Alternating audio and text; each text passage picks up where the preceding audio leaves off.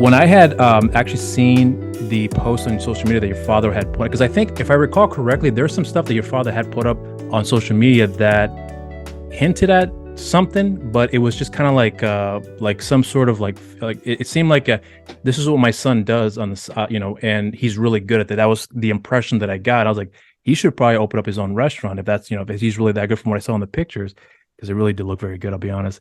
Thank you. And then when I saw the official announcement that he had made about you being on the show, it was like, oh, okay, so I see what's going on there. So I guess the best way I could just start off with you is wanted to just get to know more about your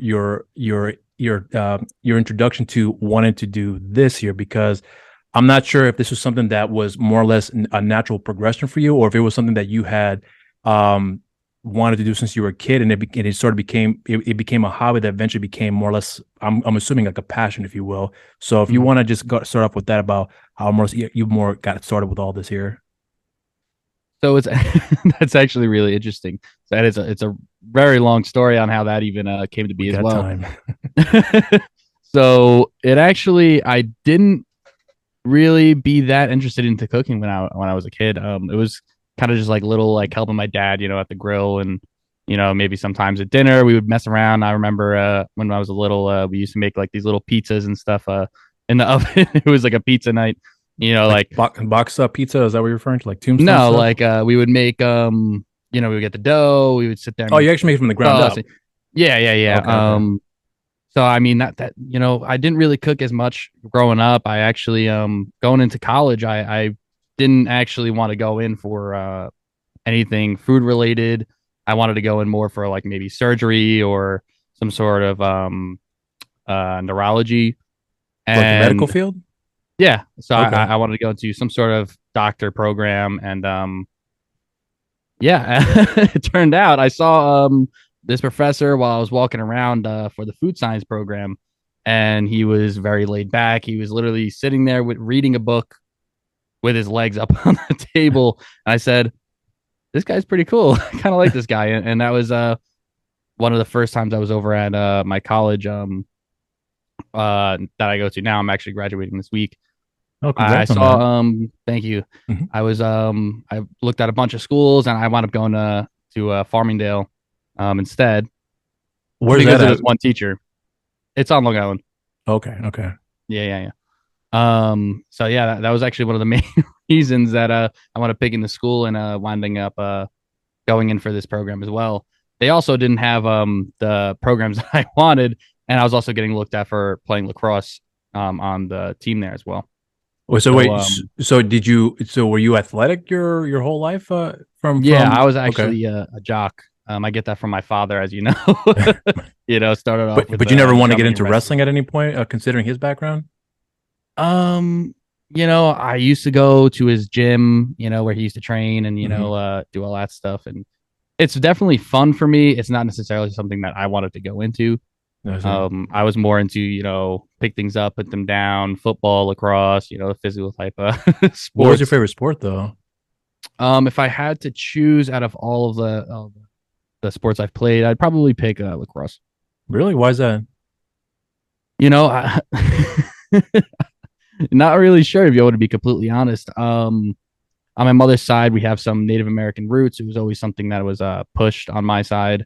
Okay. My older sister played. I also like running around throwing balls at people for some reason. I don't know. I just kind of enjoyed doing it. I liked hitting people with stuff. It was very competitive, and it was one of those other pick things up, put them down. It was just fun for me. Is it because I was surprised. I remember when I was going to high school, I've heard of lacrosse, but I never actually seen it until I got into high school, and I didn't realize I'm not gonna say I didn't realize the popularity, but I think I didn't realize how. I guess what's the best way I could describe it? Like how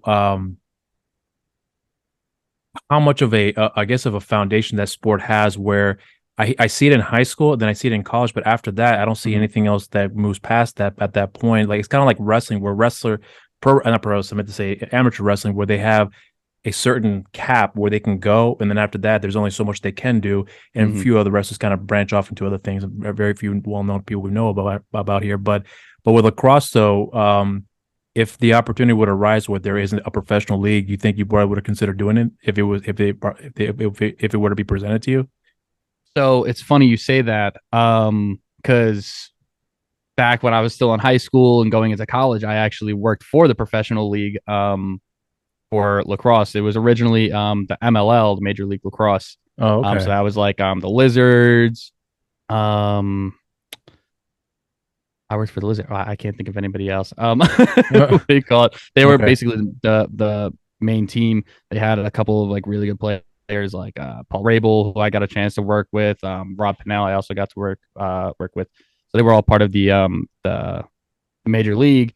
And recently, Paul Rabel actually just made the PLL, which is now the Premier Lacrosse League, which is supposedly, hopefully, getting into the Olympics now. So it's a lot more mainstream now. If I got a chance to play, I love the sport. These people on a complete other level, Really? playing all year round like that though with some of these guys, it would be really great fun. I've gotten a chance to like do little teachings and coachings with them, but they're on such such a different level. I was good. Don't get me wrong, I was good. But How good would you rate yourself if you were to, like, if you were going to, if the let's say for example, if there's a tryout and you were to go to talk to the coach or whoever it is that's looking into applicants, what would you go and tell them to consider? You say, hey, I'm really good at what I do, and how would you go about in selling to them your abilities to give you the opportunity to try it on the team? So I would go and what do you call it? So I was actually a face-off guy. I was a Fogo face-off get-off. I wound up developing those skills over the years of my high school years. So I'd probably go into like the statistics that I had back in high school and probably my beginning of college, where I pretty much lost almost no face-offs. I think I had about a 98% Okay. win rate. So I was definitely good. I mean, I played in a pretty low division back in high school. My school wasn't necessarily too great, but we were still pretty good. We had a pretty good team. I played at Farmingdale. That is D3, but the players, amazing players. A lot of them are all D1 players that either transferred or what do you call it? Just wound up not going to D1 schools because of grades, things like that.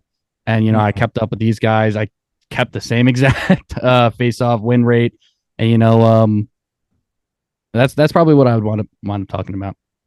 What's the regimen like for lacrosse players? Because I've heard stories about, if I remember from high school, that obviously there's a lot of running, but I never seem to like for example, like football, baseball, there's a certain aesthetic to how the athletes look.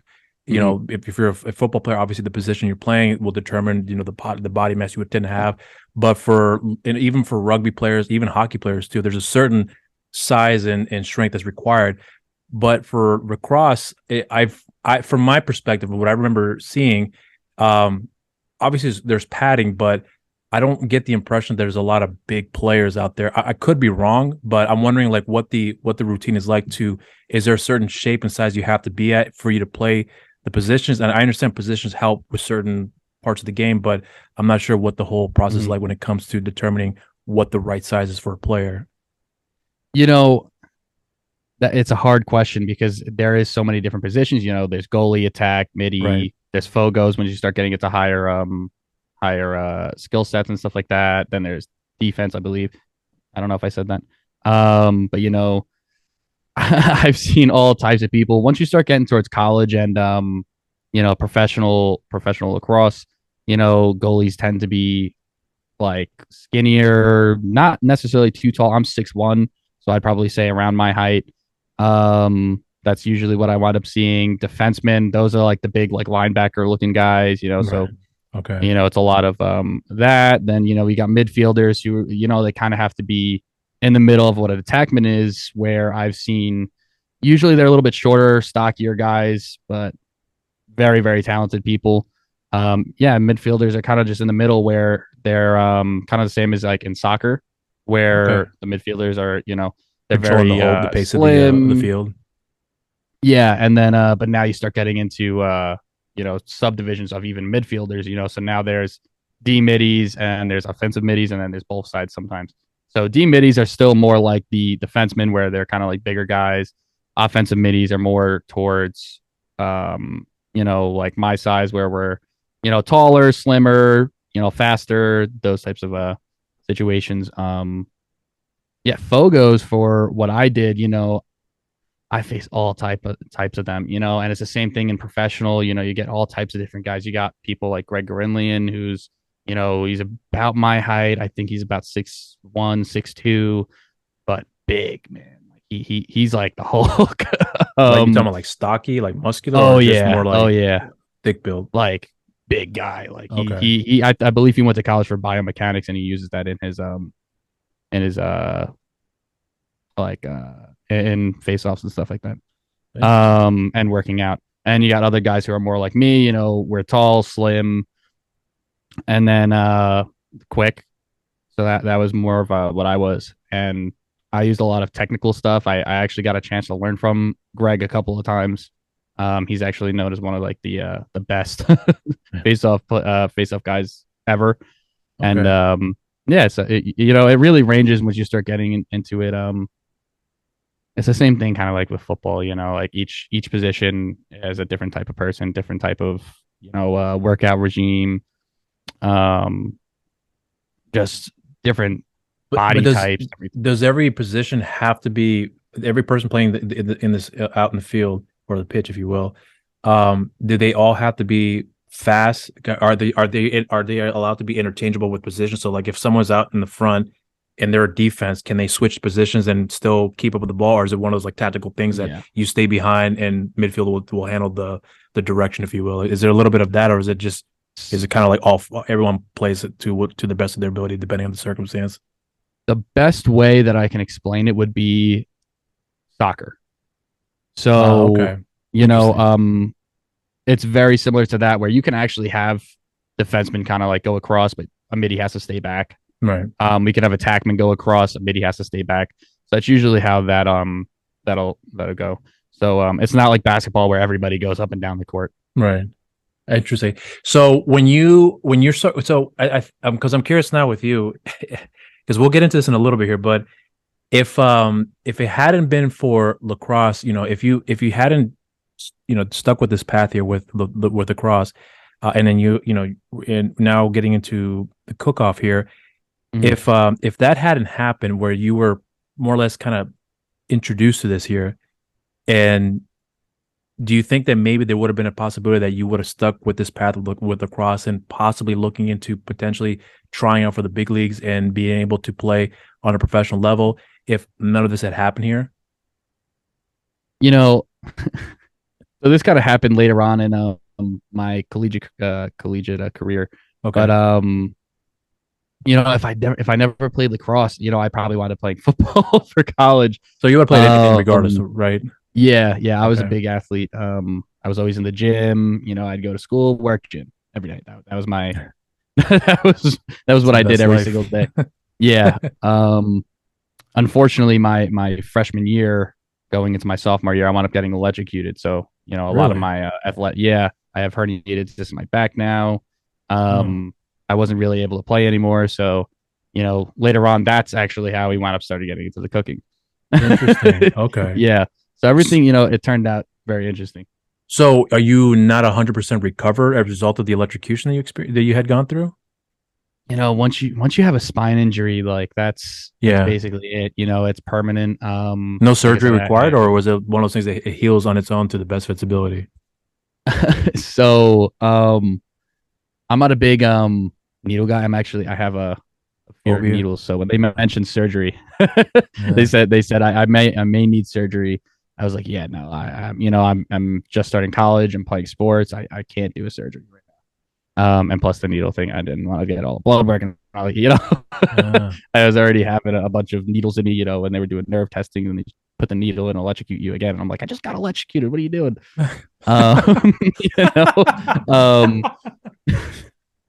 But yeah. So instead of trying to heal you from the electricity, they want to do more. They wanted to do more. They wanted to do more. I mean, that's how they do concept. Assess nerve damage. But you want to get into the medical field too, right? Yeah, so it's even funnier. And I have tattoos, so it makes it even more interesting, Interesting. Okay. I have a weird thing with hypodermic needles, like injections. Okay. I see what you're saying. But yeah, I'm probably, I would say to this day, I'm probably gonna get as the best I am. I'm at 80% most days. I could say it improves some days where it's, very good and I can sit there and do a lot of things. And then there's other days where, I can get up and be like, oh man, it's not a good day. Is it just because of like the amount of things that you're doing that eventually it just catches up to you? Or is it just like literally like one day you're good and the next day it's not going to be so good despite not having any activity the day before? I really think it is dependent on what I do. Okay. Even just like sitting down certain ways, sleeping certain ways, food, now that I'm in I went to school for food science. A lot of the way you eat goes into it. Yeah. True. Yeah. So, anything, literally, if I pick things up too heavy, that'll cause me to have a worse day. Even if I do nothing, sometimes I have a day where I don't feel the best, but then there's days where I work out and then the next day I feel great. So it truly depends on the day. So do you think that working out is a major contributor in recovering, or is it one of those things you have to take baby steps to get to where you are right now?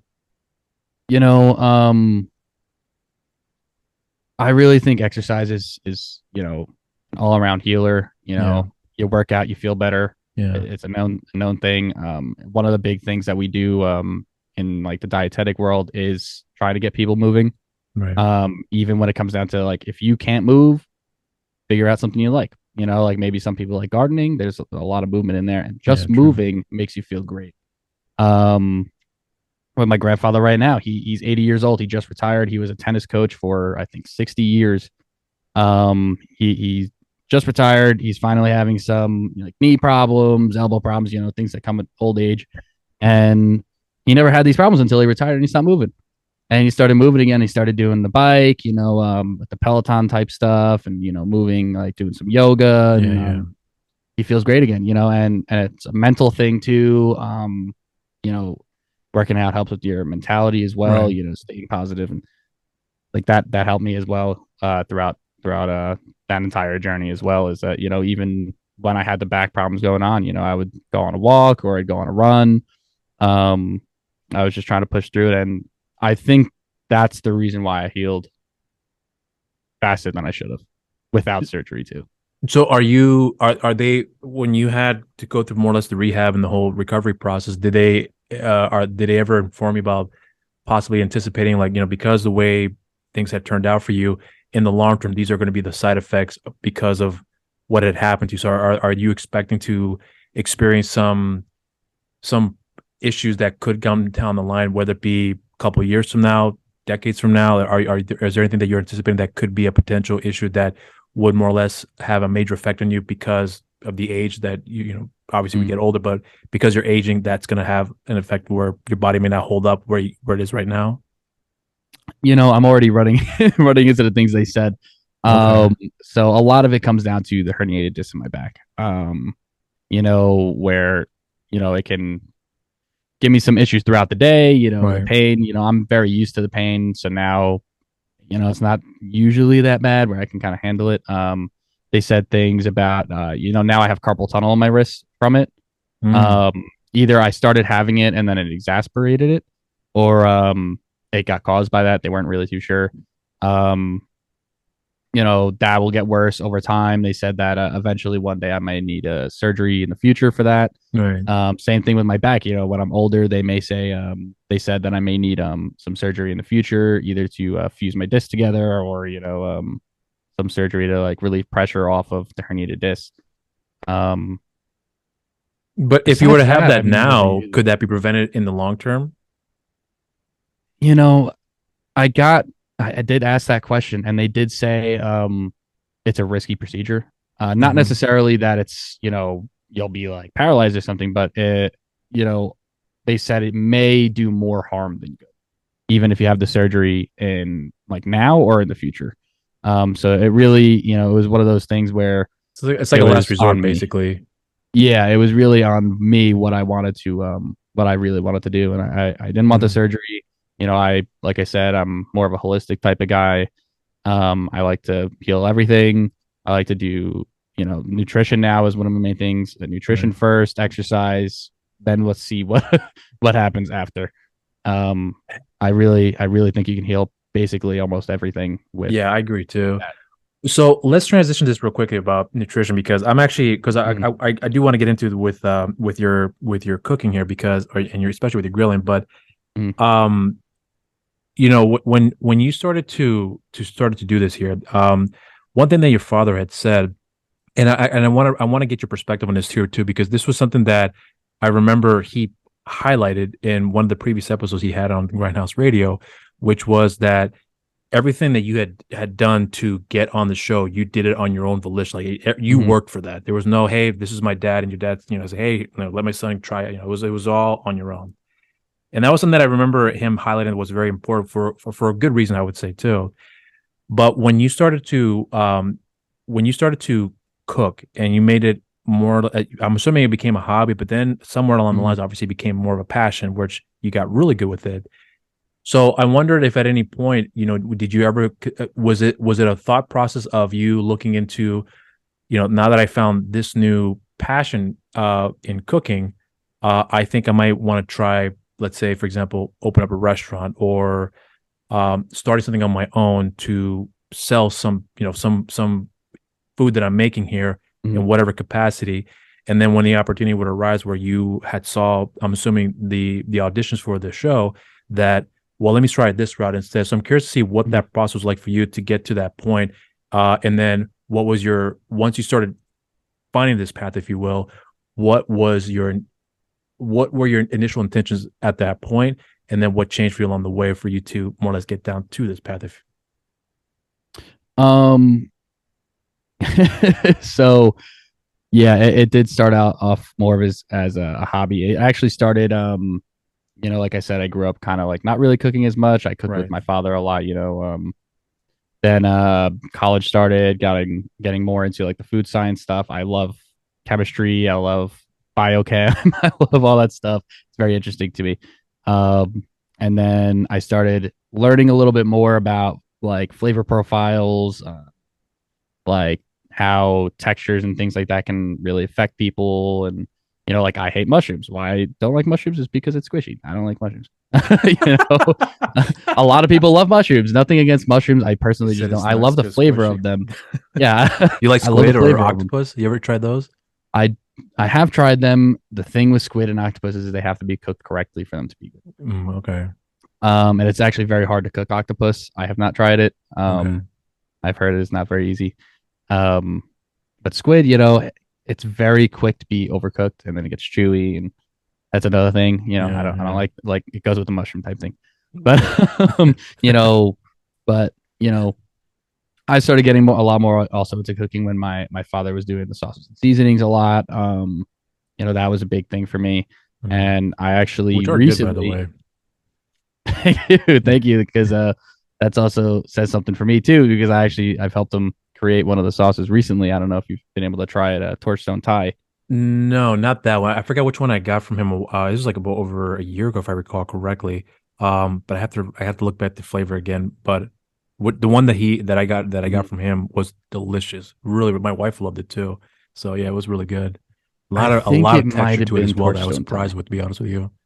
It might have been Torchstone Thai, because it did I think you may. I did think it may start be being may made have in. that, but I have to double check again because I hadn't had it in quite some time. So I haven't gone back and ordered it again. But I didn't mean to take away from your thunder. But you No, you were you're good. saying You're yeah, no, it's yeah. So we actually that I made that with him. So that was good. I that was completely like all this really was an accident. It started all like just playing around and right. playing around with flavors, and I was doing all the nutrition science stuff, and it was just like playing with chemistry. And a lot of dietitians become good cooks because Mhm. we kind of know the science behind of everything, and what you like if you look at McDonald's and Burger King and all these fast food chains, it's not chefs making your food, Yeah. it's like nutrition scientists. Yeah. That's why you're so addicted to it. And you're like, oh, it tastes so good, but it's Yeah. so Yeah. bad I for you, know. but I love it. Right. So it's really food scientists that do it. So that's where it became like more of a hobby. When it became more of a passion was probably, I don't know, maybe 2 years ago, really. My father, he knows a lot of different chefs, like Right. Chef Santos, Chef Derek Prince, Mark Bynum, Chef Tim, all these people from like Chopped and what do you call it, and Master Chef and all these Right.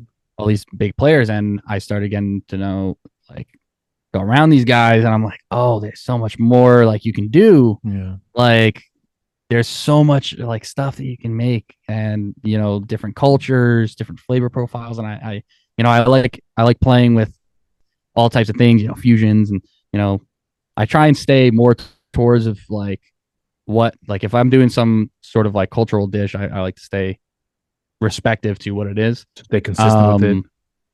Yeah. So yeah, and then I just kept doing it, and I started talking to these guys a lot more, and they were giving me a lot more pointers, and I was like, wow, this is really fun. And then later on, my father, he was like, you're really good at this, and I was just like, oh, thanks. I was just like, I just think it's fun.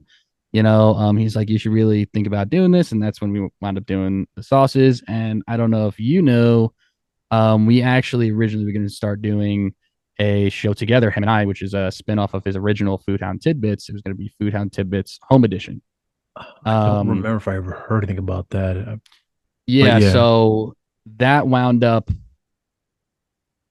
having not necessarily issues, but it had some things go on where that's on the back burner at the moment. Right. And that's when I wound up doing the audition for the show. Interesting.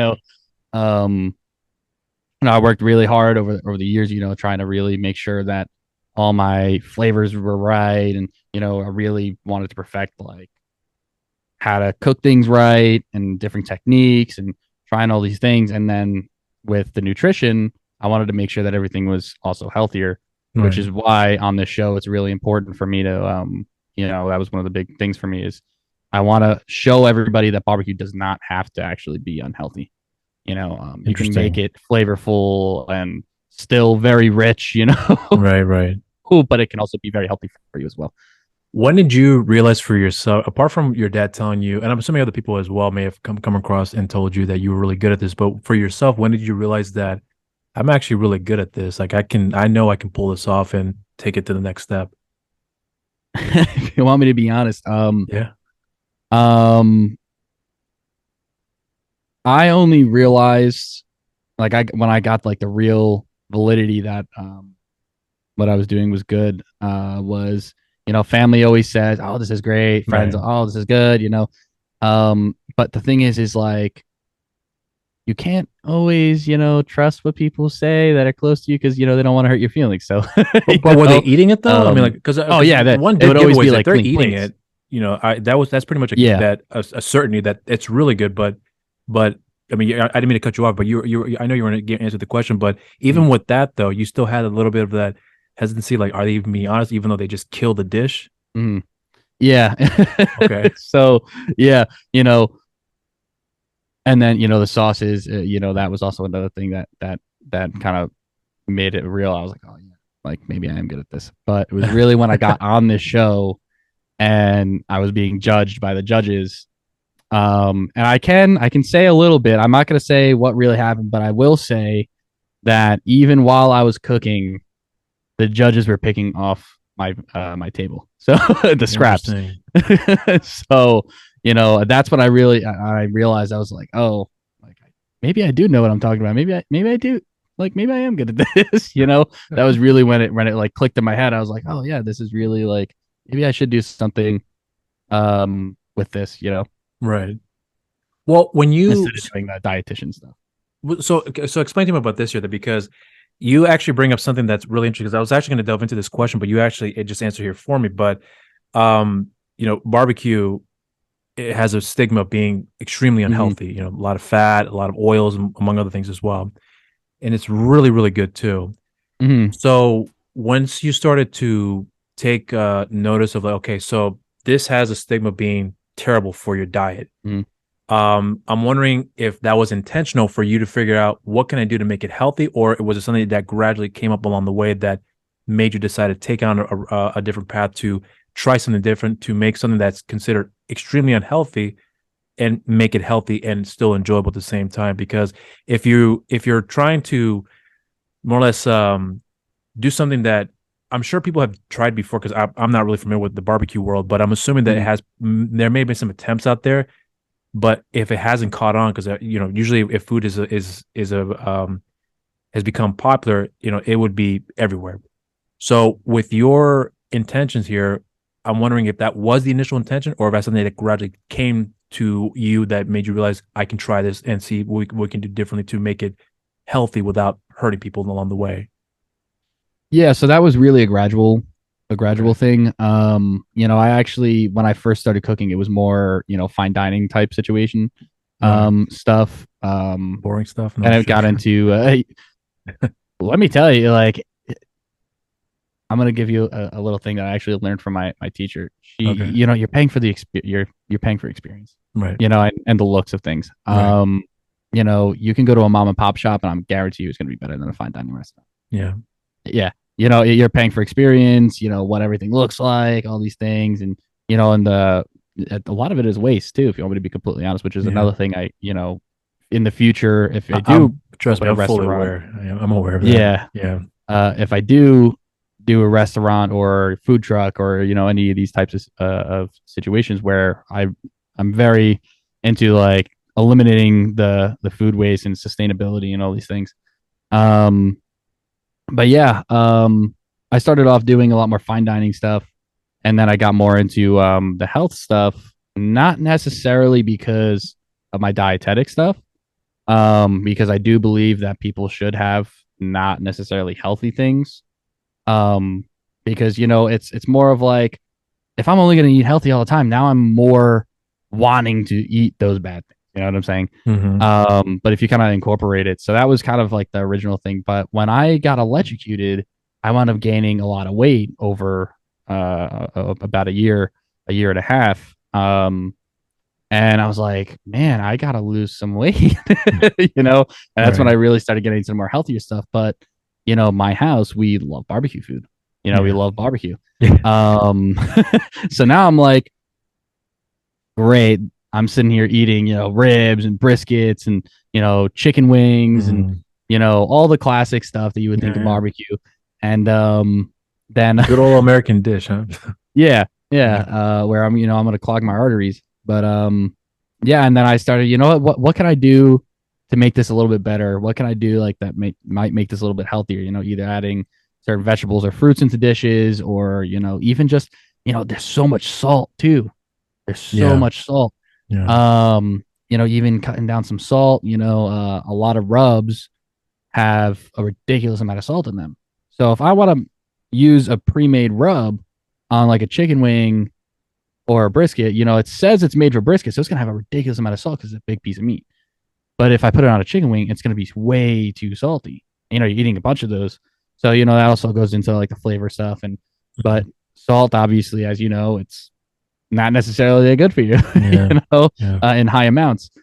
So yeah, I was really trying to figure out like different ways I can like make this healthier. And then as I kept experimenting, I kept making things, and eventually, now on the show, this is like a big thing for me is, what? You don't have to make barbecue unhealthy. Like things can be very healthy on a barbecue and still taste good. And I really want people to start seeing that, and like you said, be a little more mainstream and types of things like that. Do you think you were successful in accomplishing that? Like, are you at a point where, once you started to come up with the ingredients and putting it all together, I'm sure there's a lot of trial and error, along the way. But once you started to see what you've been able to pull off, did your confidence grow that, okay, this is working? Because clearly I know that I did a really good job, but if someone else, you mentioned before about the judges kind of picking off from your area, did you have a great amount of confidence coming from that and seeing that how that had turned out, and that the anticipation that I'm not sure if you're expecting, but probably anticipating about what could be the potential outcome for you trying this new endeavor, if you will, about the Mm. changing that stigma? Because again, barbecue, I think even if you were to tell somebody right now that I've got a new ingredient that's going to help this barbecue be very healthy for you, and still tastes very good, but you may be some people who may say, yeah, it's it's probably not going to be as good as the mom and pop barbecue down the street, which is notorious for their barbecue. So I'm assuming that I'm not sure if you were anticipating also a little bit of a pushback, considering that health is almost like another stigma on top of that as well too.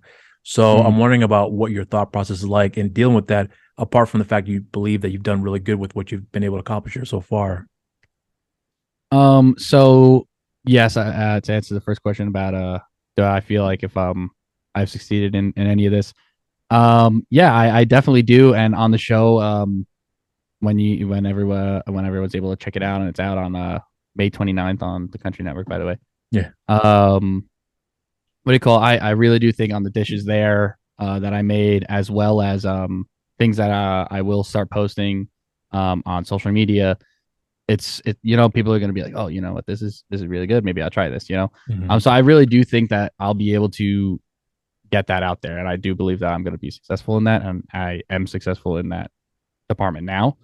As to how I'm gonna, if I'm anticipating any like pushback on this stuff, I'm always, you're definitely gonna have some pushback with this type of stuff. Especially, I'm from New York. Barbecue is a Southern thing, and it's very known that that type of barbecue is very like fatty and very rich.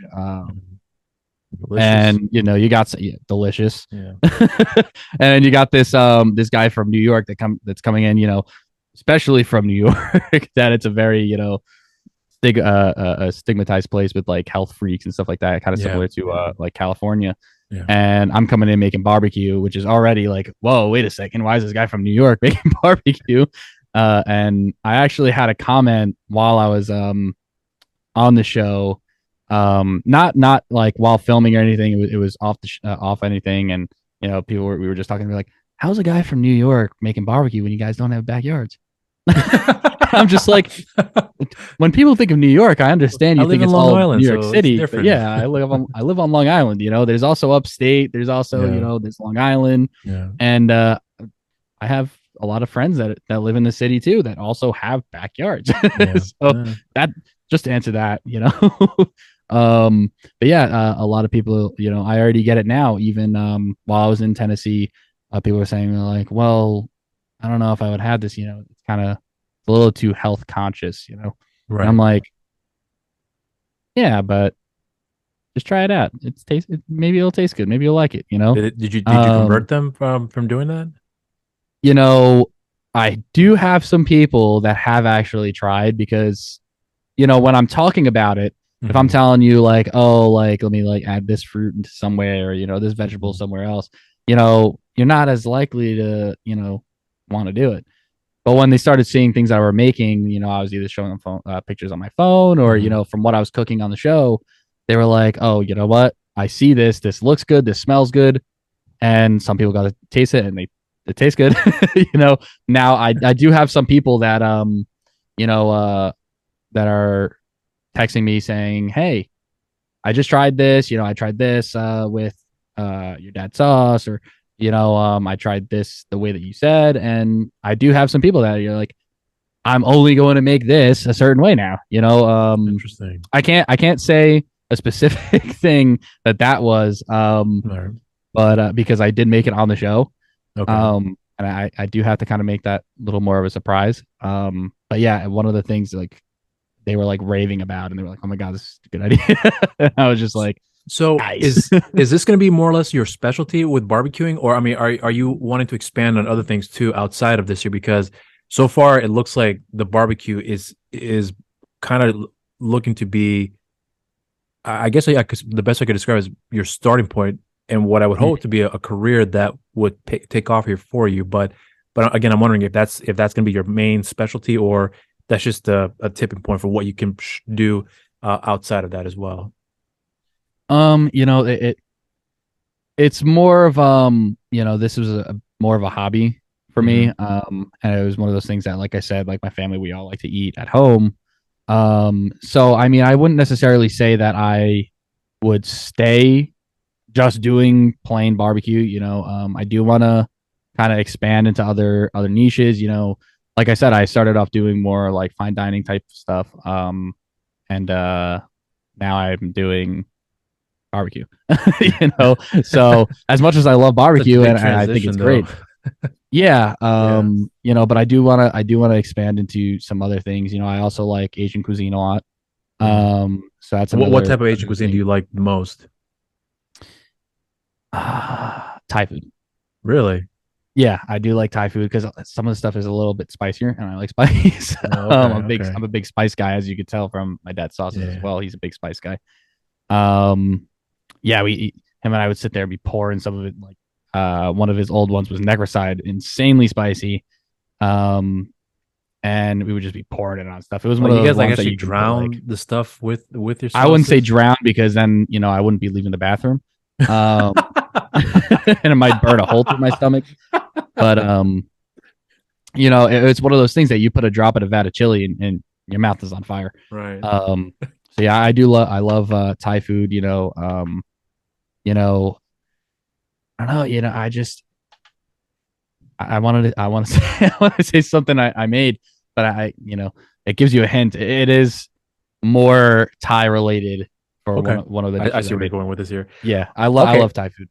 So let's jump into this here real quick then, because I actually wanted to go see if what you're able to share it with regards to the lead up to the audition when it came to going through the actual process in itself, and then you actually get in the spot and then having to go through the shooting. Because I think, if I recall correctly, your father had said it was a 5-day shoot where you guys did like 10 episodes for that period of time, with the exception of one day. I think you guys had to postpone because of a storm that occurred, if I recall correctly, that I think delayed the shoot, if I remember. It delayed it, yeah. Okay. Yeah, it delayed it. So it was all of a sudden out of nowhere, just crazy. Just like came, yeah. So I remember him sharing that.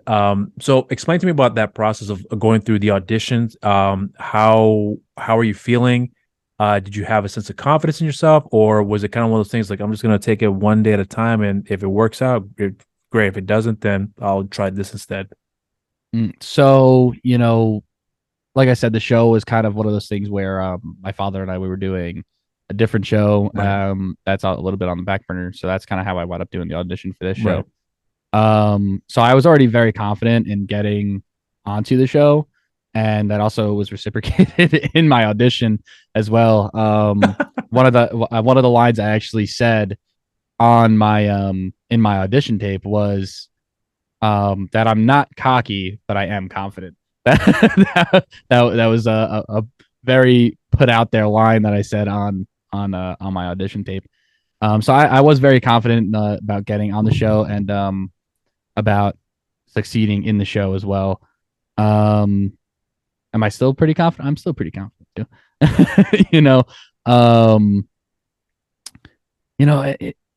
I didn't really have any expectation that I wasn't going to get it. I'm a very positive person. If I'm going to do something, I feel like I'm going to do it no matter what.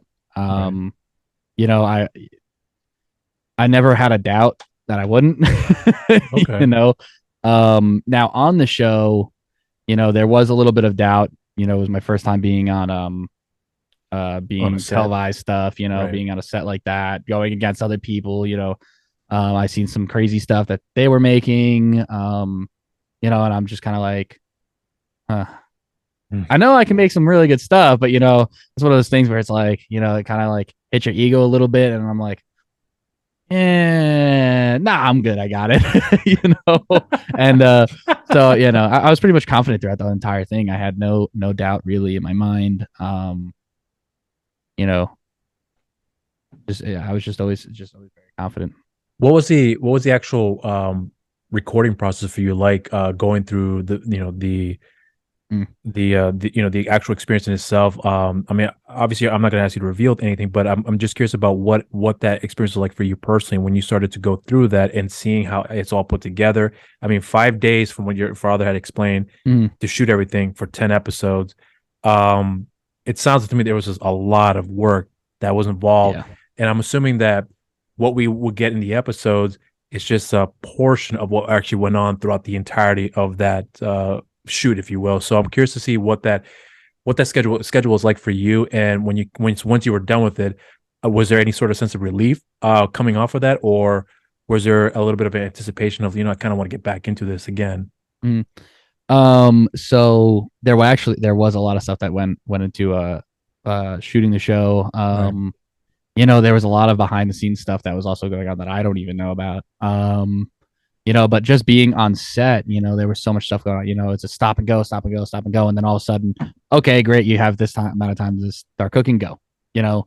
Obviously people are going to sit there and try and mess with you, or they're going to sit there and try and talk to you while you're cooking. That's another thing that thankfully I'm practiced doing that, because I'm always cooking in my house. And my dad's coming over. What you cooking? Starting to nibble some of my stuff, and I'm like, get out of here. I'm only making. Oh yeah, so he was able to watch you do it on the set live. Yeah, right? he was also able to. He wasn't really supposed to be able to, but he was able to. He was able to come and look support on you, right, and give you and support me from the sidelines. But he wasn't actually a part of in this case of your crew, if you will, like where he was actually helping you, right? It wasn't like that? No. So try not to give away anything, but I can say this. So the way it works is there's 12 contestants and there's 12 mentors. So each person has a mentor on the show. Right. So I got Carl the cook. He's been around for a long time. He's based in North Carolina. I'm actually going to be going to fly out with him. Where in North Carolina is this at? He's at right now, I mean? I forget exactly where he's in Carolina. Because I'm out here in North Carolina too. I'll find out for you. I'll let you know, because I'm not really sure. I'm outside. I'm just outside of Charlotte. If you're in the area, I was there. What was that? Last time I was there, I was actually just outside of Charlotte. Oh, really? 20 minutes from Charlotte. Well, I live literally like 30 minutes outside of Charlotte. What part of the Carolina do you were at? Do you recall the city? I don't remember the actual Concord. Concord actually sounds really familiar. It probably was Concord from what you're describing to me. Probably Huntersville, maybe if Mooresville. I take Charlotte and I take the city, I was just east of it. Literally the road that's right off of from Charlotte. It's just this so one. I live south of Charlotte, so you probably went more towards like east. Concord, Mooresville, like probably somewhere in that part of the area is what it sounds like to me. Yeah, I believe maybe it was Concord. So yeah, you probably took 77, right? Does that sound familiar? The Highway 77? No, it was just a road. Like, I'm not even joking. It was literally just a road. Oh, really? Oh, okay. And it just kept going straight. I'm just like, okay, so I just kept going straight. I went there with my friend. I was helping his aunt. Okay. But yeah, like I said, I had Carl. He's a great guy. Really knows what he's doing. He has his own line of stuff. Mm-hmm. He's helped create this John Boy and Billy's barbecue sauces is one of it. I think the longest, and I may be wrong, but I believe it's the longest celebrity endorsed like mainstream sauce in the country, maybe the world. So he's helped create that, and he's done a lot of things with them. He was great, but him and I, that's where it goes, like behind the scenes and stuff. Him and I'm not even joking, like as soon as him and I found out that we were together, which was on set, because that's how they introduce you on set. We weren't allowed to know before. We clicked immediately. He knew that I knew what I was doing because I was explaining everything. He actually wanted to do something opposite of what I was doing, but as soon as he heard me speak and what I wanted to do, he was like, "Okay, let's go." I was like, "Great," because I didn't have a guy that didn't want to sit there and steer me any other way, and it was great. But then off set, I was with him literally every second of the day. From the morning to night, I was with him. I'm not even joking. I was inside my hotel room. He wound up leaving. He needed to grab something for us, and I was cooking a barbecue sauce inside my hotel bathroom. So, I actually like a prison story, honestly. But it was just constant, preparation, right, and trying to get things made together. So that it was not necessarily, stressful, Right. but it was very like go, go, go. But, Yeah. as I'm from New York, I'm very used to the go, go, go. So, Yeah. it was just kind of a normal thing for me. But I will say at the end, after all the little cliffhangers that they had for us and the other filming that I had to do, all this kind of stuff. I like try not to give too much away. Right. But I remember I was just we were waiting for our plane. My father and we were going. I think it was like 2 a.m, and we were just gonna stay up. And we were downstairs in a hotel lobby with a couple other people that were on the show, some of the sponsors and all of them. We're sitting there chatting it up, and my dad's like, "Oh, can you just go grab this little toy for me?" Because one of the sponsors, he was like, "Oh, like I have a niece. Can I have one of these?" And he was like, "Yeah, sure." So he sends me up, and I'm leaving my hotel room to go back downstairs, and all of a sudden I'm sitting in front of the elevator, and I think everything just hit me all at once that it finally I can calm down, and I just had like this moment of just like anxiety. I'm like, wait. What's going on? Like, what's going on? And, now I'm going down like this elevator and I have about like 10 seconds, of an elevator ride until I'm in front of all these people. And, I have to like be like, go back to like normal while I'm sitting there. Like, I'm like, oh my God, like what's going on? Like, hold on. Like, good. Why am I freaking out? And then, but yeah, there was definitely a time where I I had to relax. I realized that everything like kind of relaxed, and I was just like, oh God, like this was a lot more like exhausting than I thought it was. I wound up sleeping like for a full day straight after. Really? Got back. Yeah, I was out. Interesting. Like I said, it was constant, just like preparation, ideas. I was cooking in the bathroom of a hotel room. And that was all for cooking in the bathroom. Was that was that in preparation for the show or the episode coming up? Yeah. So okay. Interesting. We knew what the protein was that I was going to be cooking. Okay. So everyone kind of knew like what protein, and you kind of had to like make your own side, blah blah blah stuff. Right. And I go in, I'm like, okay, well, I want to make this barbecue sauce, but let me practice it before I go on. Let me make sure that everything's right. And, I was kind of adding some things to it. And Carl's like, okay, what do you need? Let's go. So we go to Publix, I believe. And we grab all the stuff. We get back to the room. Like we got like a burner and everything, a pot, like all this stuff. I just started making this barbecue sauce in a bathroom. And it was for the next day for the shoot that I was about to be doing. And we wound up not even using that barbecue sauce, which was really funny. So I'm glad I did it. Did you ever use it for anything at all in between the time you were there? Yeah, I mean, I was just eating it like in the hotel room, or like we had. Watch that be your best-selling sauce, the one that you didn't reveal on the show. That turns out to be your best-selling sauce. Yeah, I mean, it was very similar to one of my dad's old sauces. It was to the barbecue sauce he had. It was like raspberry vodka, but instead of doing vodka, it was raspberry, blackberries. As you can tell, I like a lot of fruity flavors too. But it was bourbon because it is a barbecue barbecue sauce, and it's also a barbecue competition. So and one of those big sponsors is a bourbon. What do you call it? So obviously I have to use their bourbon. I'm going to sit there and incorporate it into the sauce. And I wound up not even using it. And would I use it now? With some tweaks, yeah, I probably use it. How much did you actually get while you're shooting out there? Because if you're going to go constantly and you're coming back after 5-6 days or so, and you are knocked out for the whole day upon your return, how much sleep did you actually get while you were out there? Especially if you're cooking in the bathroom. So, I by myself, normally at home, I don't sleep much. I usually get like 4 or 5 hours of sleep at night. Is that your average? Yeah, that's usually about what I'm sleeping at night. I go to sleep fairly late, but I wake up at like 8:30 every morning. Okay. So I'll be going to bed like 3-4 in the morning, like every day. Why so late every night for yourself? So I have pretty bad ADHD. As you can see, I'm sitting there moving the chairs this whole time. You know, I have pretty bad ADHD, and you know, one of the things is, you know, my mind's going and going and going and going. Right. So at night, you know, it's usually pretty hard for me to get sleep. You know, I have to Right. like drain myself to actually fall asleep.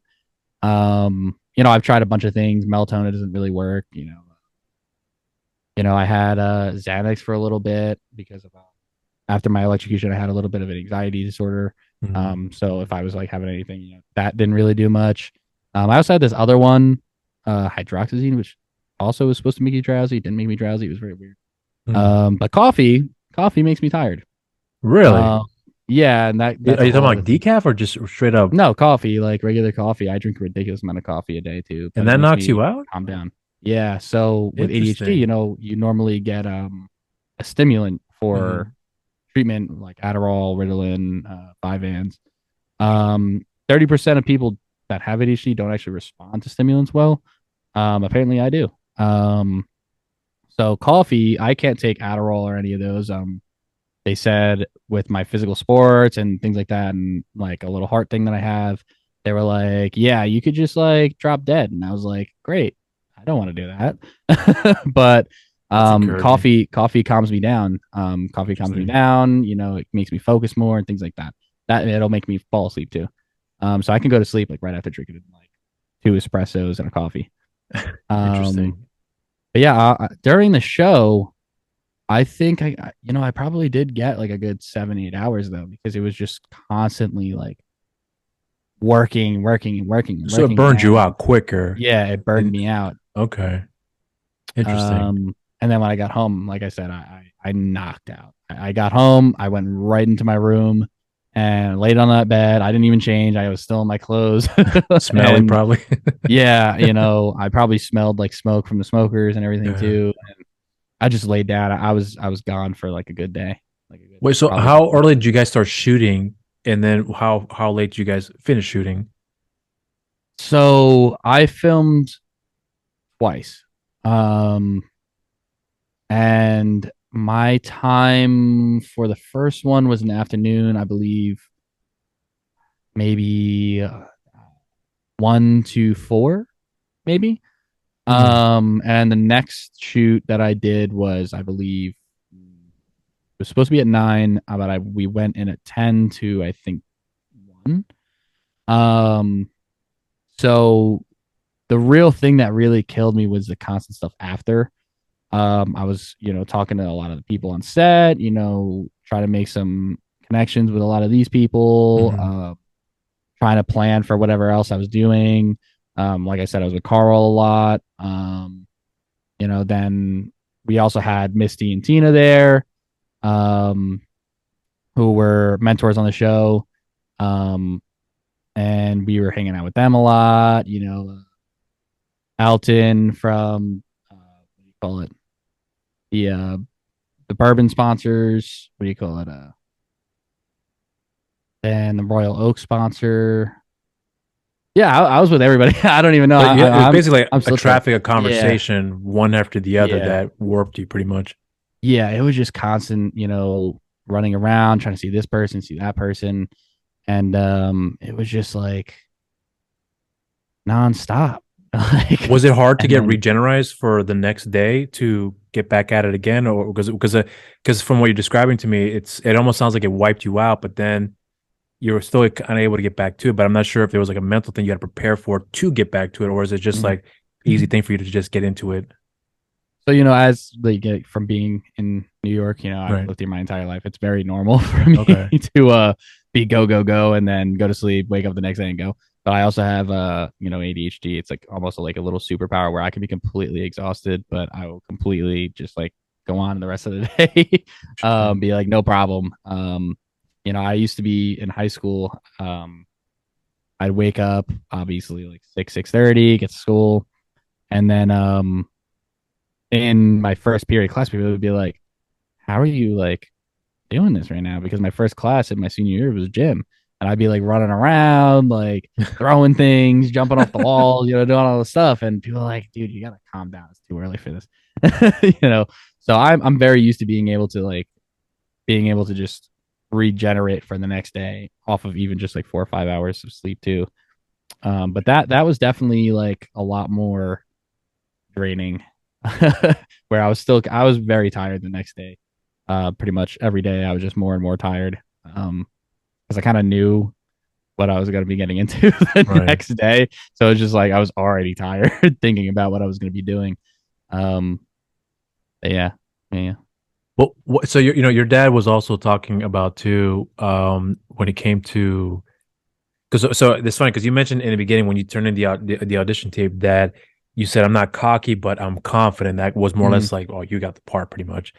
So one thing he had pointed out in one of the episodes on Grindhouse was that he had said that there was a little bit of smack talk that he did in there as well too.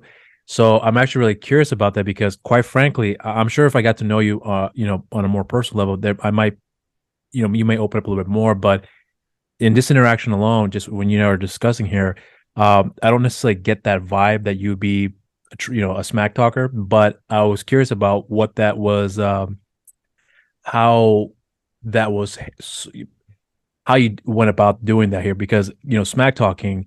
I don't know how smack talk works in a barbecue world.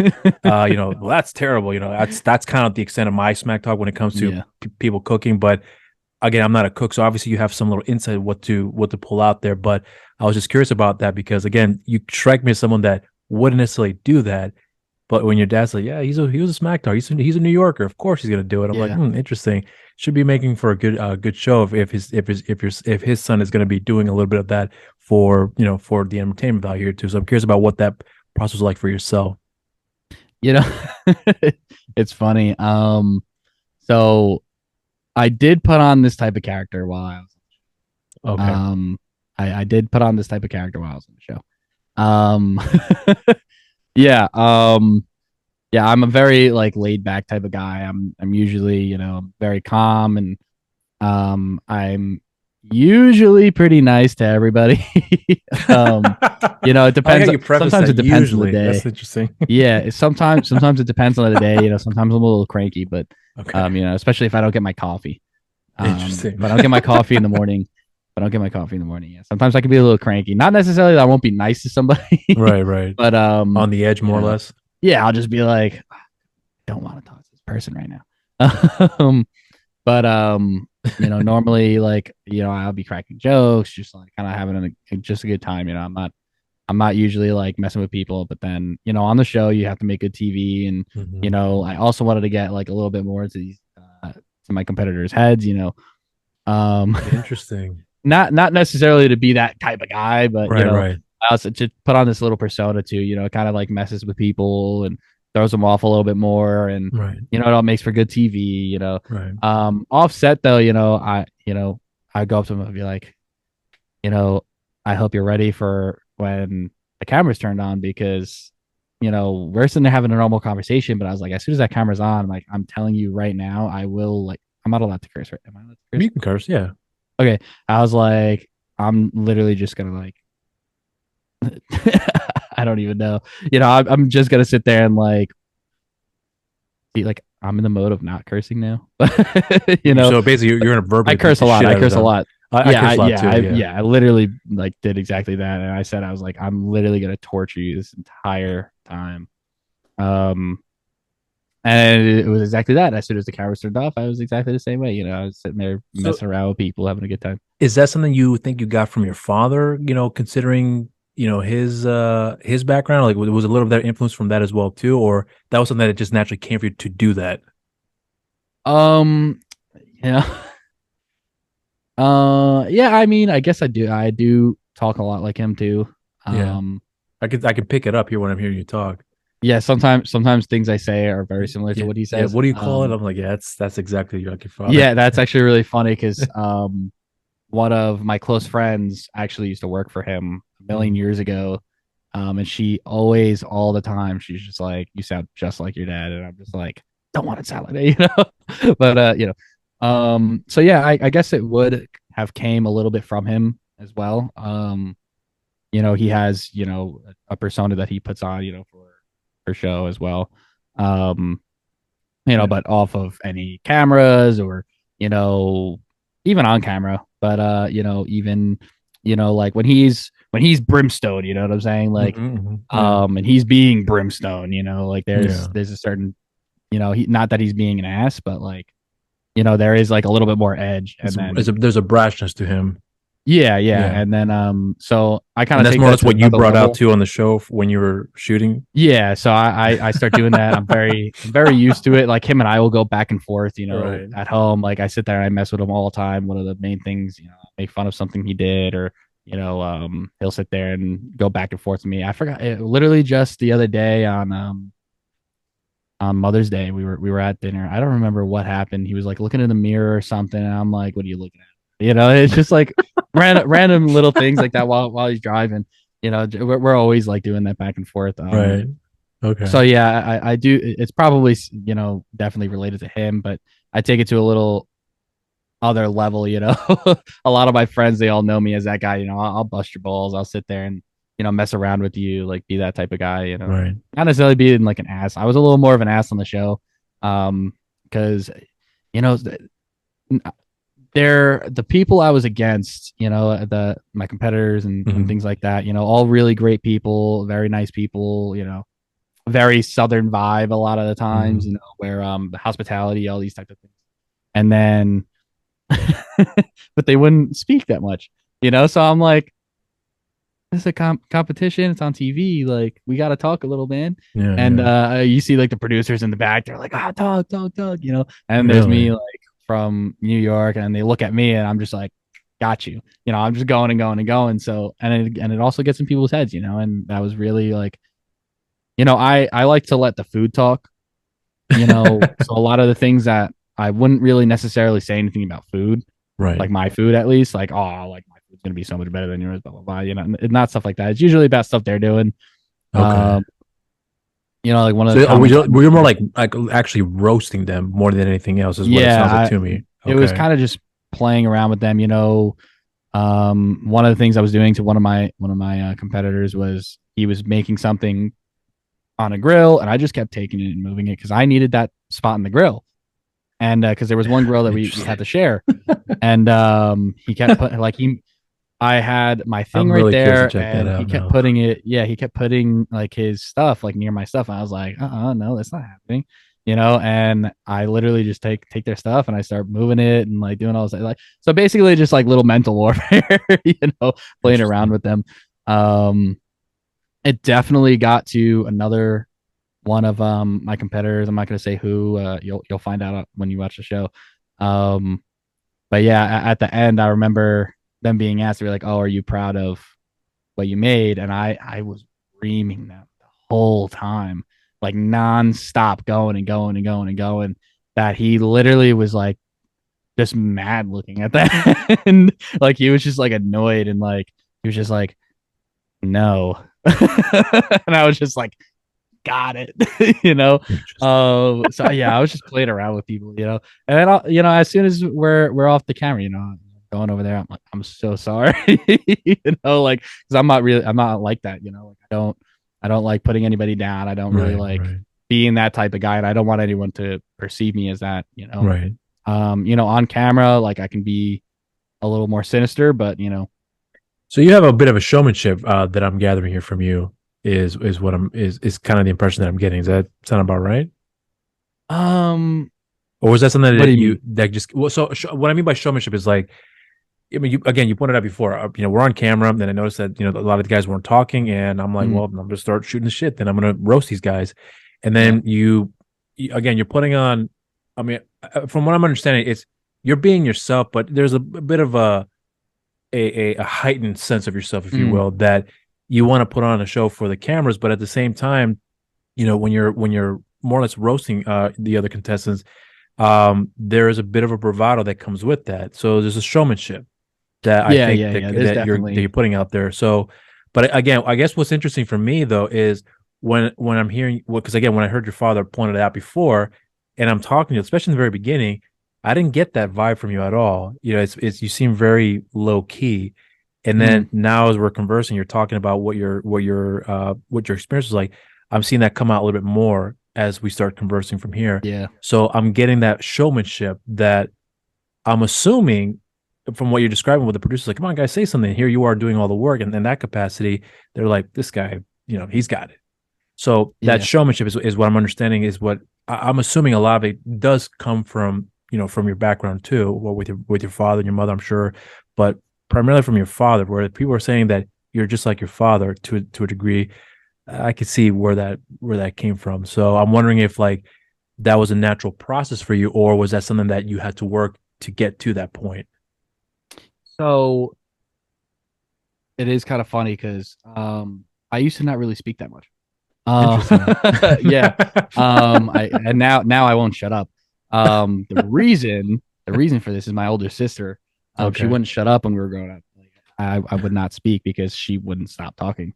So then she finally moved out, for college and things like that. And then the floor was yours at that now point. I have to make up for those 18 years, that she was nonstop going. So now I'm still catching up, now I'm slowing down a little bit, but so you can imagine like how much I talk right now. And then, from what I was, if I'm slowing down now.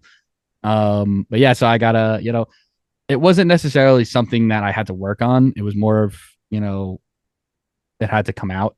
So it was a natural progression for you, is what it sounds like to me. Then it was definitely natural. So you always had it in you. It was just the timing. Yeah. And he, you obviously him, and like my dad, and he's always talking to. They all talk. We're a lot of talkers in my house. We're also from New York, so we're all talkers, and that's too. So it was very natural for me, and especially on the show. I kind of just like took the lead, and I feel like they were kind of expecting me to, especially for my audition tape. And, I was very like mouthy on that as well. And also, I'm from New York, like I'm from New York, no, I'm not from New York City. So many people say that when I say New York. No, I'm not from New York City. I'm from Long Island. And just for those people, Queens and Brooklyn is still Long Island. It's just on it's in the 5 boroughs. That's one of those things from an Islander. But so they kind of expected it. So being, considering you're from New York, I'm curious though. I'm really curious about this because I can hear your accent when you talk a little bit, but I'm wondering when you're recording and you're roasting, did your accent come out more as a result of that too, or was it just like the way you're speaking just right now? So I've been told. So I have been told that that I have an accent. Right. I don't think I do. I don't have. It's not. It's not because people from Long Island, depending on what part of at least I guess depending on the era, there is an accent that's very distinct. You have an accent, but it's. I don't think it's nearly as strong. Like your father, when he talked, you could hear the accent through and through, but yours is not as strong. I think in comparison to him, but. I'm curious though that when you speak, when you're doing the roasting on camera, if it comes out stronger. What's really funny, it happens to my dad as well. And I don't know if it did happen while I was doing all that, but we pick up on accents very quickly. Him and I, like, we'll be like, let's say in the South, we start getting like more of like the Southern twang, where I start getting in the North, like we start talking like people like in New York, when I was in California, with my friend, now I'm starting to talk like a Valley girl. I'm like, what's going on? So I don't know. I don't know if that necessarily happened on the show or not. I felt like I was. So I think I was starting to sound more at times about like being more like New York kind of accent. I think it might have came out a couple of times because I was self-conscious about like, damn, they're gonna think that I'm making fun of them. No, I'm not. I'm just like I start picking up on this. So yeah, I think I probably do. I'm sure we'll see it on the show when it comes out more and more. Yeah, I'm actually scared now. Now you got me thinking about it. Like, hopefully it doesn't. I can't believe it. No, I'm joking. Well, so when you think about it now in hindsight, obviously you said that you had some pretty good experience. You made some great relationships out of it as well too. But removing all of that though, just your overall experiences in going through the audition, the actual recording sessions, and then being able to reflect on it. Has anything changed for you about your actual experience that, looking back at it now, that maybe you probably noticed something that you had experienced that you may have looked at in, I'm not saying in a negative light, but maybe something that you had gone through that thought, man, this is are you serious? We have to go through all this here. But then looking back at it now, maybe your perception changed a little bit. But like, well, maybe that experience was worth going through that because it helped me to where I'm able to do this or look at things more differently because of that experience now. Is there, as you're saying, that there's one thing in mind that really sticks out? Okay. I can't really elaborate on it too much because it does kind of give away Okay. big things. But there was a time where we were waiting to see what the like who would be moving forward, and that's when the storm came. So now we were, I believe, on my dad's Instagram, there is a video of what was going on. We actually wound up having to go into the house, and we're all sitting there around, we're playing music, singing country songs, like doing all this stuff. And meanwhile, I had no idea what half of the country songs were because I don't listen to country music. Are you a fan of country now because of that? So I can understand why people like country music. I can understand why people like it, and I respect it. I came from a music background as well because my father, he was a drummer originally. My grandfather is a singer and he plays guitar, piano. So I play like the guitar, piano, violin. I play all these. Are you fluent with it still, or are you just it's more like still kind of like? I can still play the violin very fluently. Guitar, I could play pretty fluent. Any other instrument. I was trying to learn the cello for a little bit. That was one of the things I can probably play still. I wouldn't say that I'm very good at it. Piano, I can still play a little bit. I wouldn't say fluent anymore, but pianist, you play after like 20 years of not playing, you can still play it. So I don't know if I'd necessarily say fluent, but yeah, I can still play most of it. But yeah, so I came from a pretty much of a music background, and so I respect it, and I respect what the effort goes into it, and I like music theory and all these things. So I definitely get why people like it, and there's some songs and things like that I do like, that I have liked in the past, and I used to listen to like the Zach Brown Band a lot because I thought it was funny, and they're good. Then I started getting into like some more bluegrass recently too. I love bluegrass. Yeah, it was literally because this one band played a cover of Chop Suey. Yeah, and I was like, this is amazing. And they did a really great job. Yeah, I don't know. With country music, it's just one of those things that like I can't really get into. It's not that I don't like it, and it's not that I like it. It's just one of those things like I'll listen to it if it's on, but I'm not gonna like go out of my way to listen to it. But yeah, in the set, they're all playing the country music, and I'm just kind of sitting there. I'm like, yeah, what's going on? But yeah, while we're sitting there, we were in there for like 2 or 3 hours, I believe, just doing exactly that for hours. Right. They already ate the food. The judges already kind of made the decision, all the stuff. Now we're all sitting there like, damn, who won, and who's moving on, and we're just sitting there for like 2 and 3 hours, and I'm just like, hey, can we go? Can we go? Can I at least know like what's going on? you know? Yeah. And so looking back at it now, it kind of prepared me for, future stuff, and even things like now, where you can kind of like be a little more patient and kind of calm some of those nerves down, because, like you didn't know what was going to happen, like nobody knew it was going to happen for hours. And imagine the tension that was going on there, and, now like I can kind of like sit there and be like, okay, I can be patient a little bit, normally I can't wait, but I can wait a little bit longer now. So I definitely learned some patience being on a show too. And especially because we would cook the food and we'd have to sit at the table for the judging, and you would still have to wait because sometimes they have to change the angles of the cameras, maybe adjust a microphone, and then so I definitely learned some patience looking back at it. And it's just, then I was dreading it. It was like the most annoying thing for me. I just wanted to sit there. I wanted to know. I hate not knowing.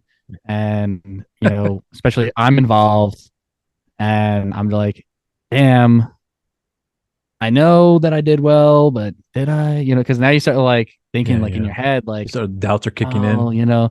Yeah, but it definitely, it helped me now where, change my mindset on some of my patients and, Right. just like outlooks on certain things. Right.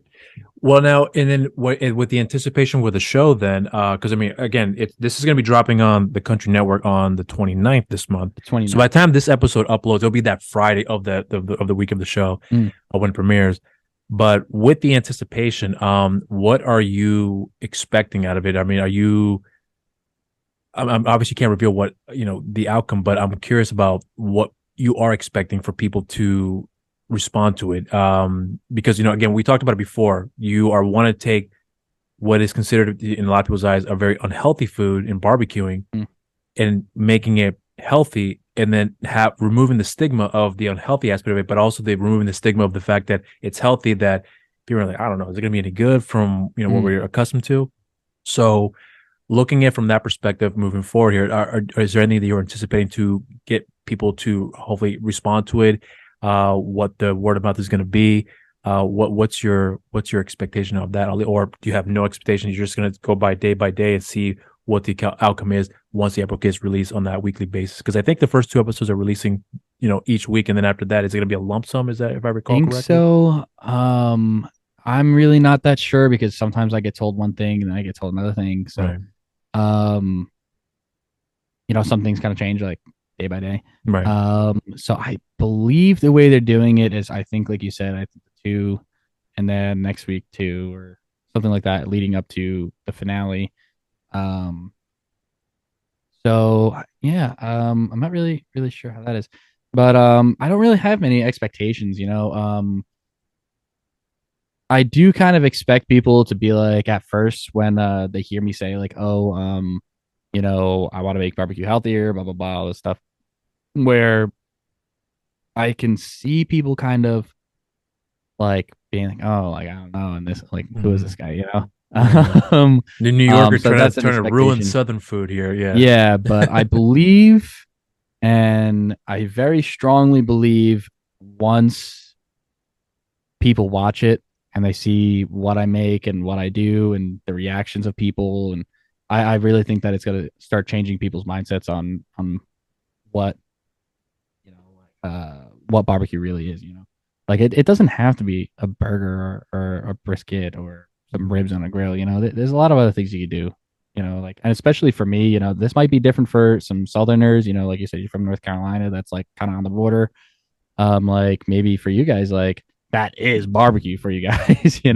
But so for someone from New York, like we have a lot of like fusions and stuff like that too. But at the same time, if it's made on a barbecue, and it's barbecue, Right. like at the end of the day, like, I can cook a lobster on a barbecue and call it barbecue. Why not? It's a very technical thing. Right. Some people might disagree with that. That's just my own opinion. I just kind of expect people to have that original, like, oh, like, who the hell is this guy? Like, this guy's from New York and making some barbecue stuff. That's not really a normal thing. Do you think though, like, so here's an example, like, because I've had family that lives out in Jersey, New York. I still have some family live out there, and the times I've been there, I remember distinctly thinking like the food in New York is so, it's like you have to be in New York to really have that authentic taste to it. Because when you have people coming down south, especially here down south, there's a restaurant not far from where I live, and they're from Jersey. I think the owner is actually Italian, like legit from Italy, but moved to Jersey and came down here. And it's Jersey-based food. And knowing how the food tastes like up in Jersey and also in New York, especially in the city, is it like the food up there? No, but it's as close to as you can get. So there's a distinction when it comes to New York food. And I'm talking about all food in New York.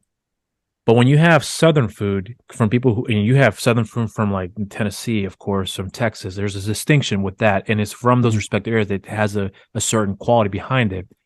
But then you take it up north, it's almost, I'm not saying it doesn't, it can translate, but unless the person doesn't know what they're doing, you can obviously tell it's not authentic. But, but you're in a unique position because you are a New Yorker making Southern food in New York with your own flair to it as well too, that it could almost be in a lot of ways its own little brand where you can actually make something out of it where hopefully it will catch on. And with the response people are from what you're sharing with me here and what the response can be after the fact as well too, where people are wondering healthy barbecue from a New Yorker made in New York. That could be very intriguing as well too. And then, in hopes that people will respond to it. I know you're saying you're not having expectations out of it here too, but just that thought in itself, I mean, that's got to be a little exciting that, hey, there's something that could go off with that we can go off from this here that, maybe we could get some buildup from that. So not to get into any like too crazy detail, things are already kind of like in the talks of doing some stuff with me and some of the people and things like that based in New York. So it's not necessarily an expectation, but it's definitely a hope that is kind of something that will come from the show, like being on the show, and hopefully maybe I'll be on some other shows, do some stuff like that.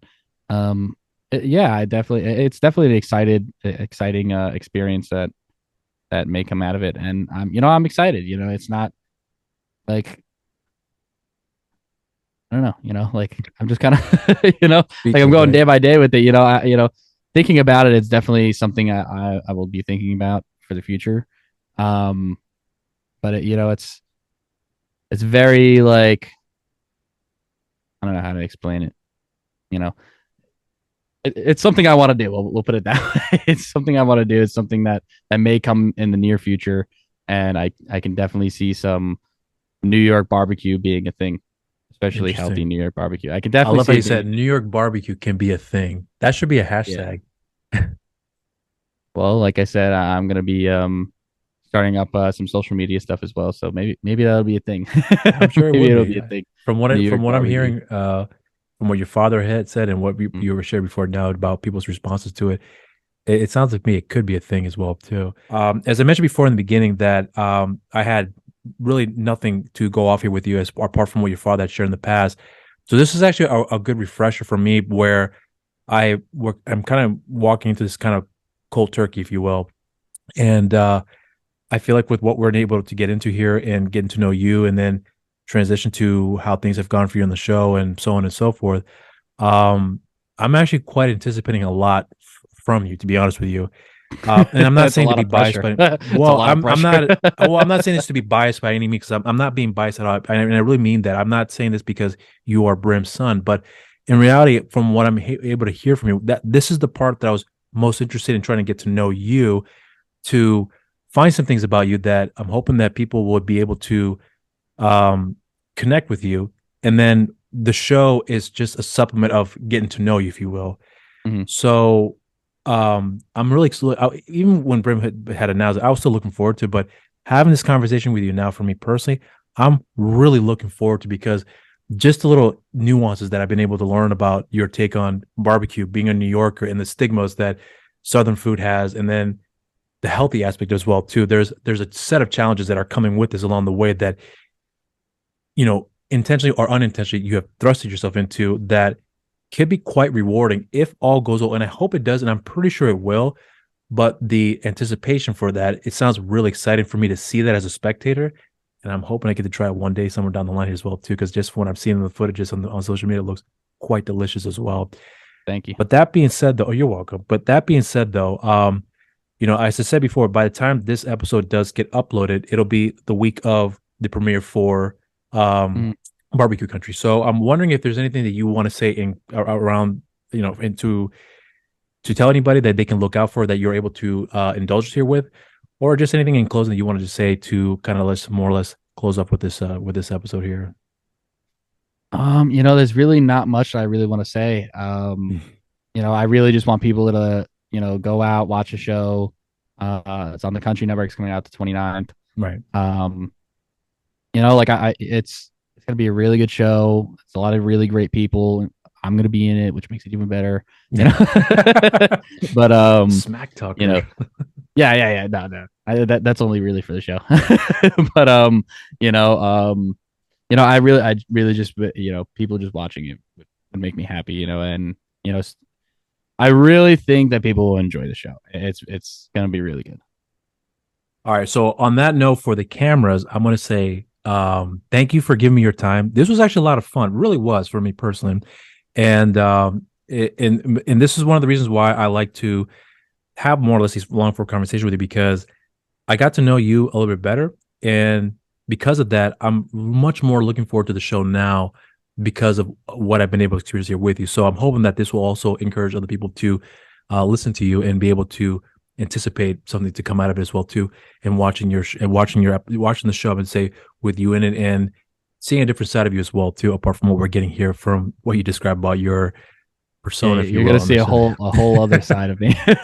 I'm actually really looking forward to seeing that as well. But again, for the cameras, I want to say thank you, and I wish you nothing but great success. I'm going to say moving forward from here. So cheers to you. Yeah, thank you as well. Thank you for having me on the show.